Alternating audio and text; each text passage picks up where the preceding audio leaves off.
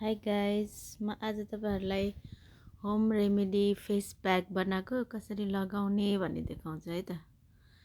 मैले यसमा बेसन, बेसार, हनी, एलोभेरा जेल राखेर चाहिँ पेस्ट तयार गरेको छु। अनि यसलाई चाहिँ यसरी फेसमा लगाउँदाखेरि चाहिँ तपाईको फेस डल भइराछ भने चाहिँ यसले ब्राइटनेस ल्याउने काम गर्छ।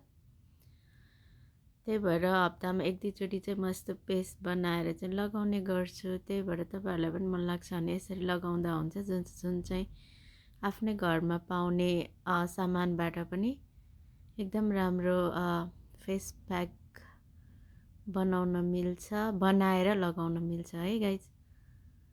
यसले चाहिँ डल भएको फेस अनि तपाईको रिङ्कलहरु छ भने चाहिँ यसले चाहिँ नि हटाउँछ। एकै दिनमा त हुँदैन, अब बिस्तारै हप्ताको 2-3 चोटि लगाउनु पर्छ। अनि यसरी आधी घण्टा राखेपछि ड्राई हुन्छ अनि गएर फेस वास गर्ने मनतातो पानीले तपाईको फेसको चमक नै डिफ्रेन्ट देखिन्छ।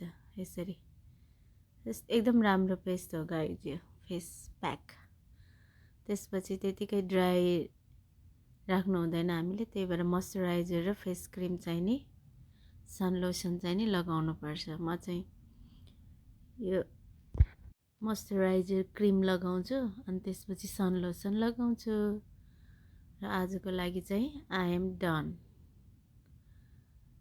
ल गाइस, कसैलाई मन पर्छ भने चाहिँ यसरी बनाएर घरमै होममेड फेस प्याक बनाएर लगाउनुहोस्। Thank you for watching my video. Bye guys, take care.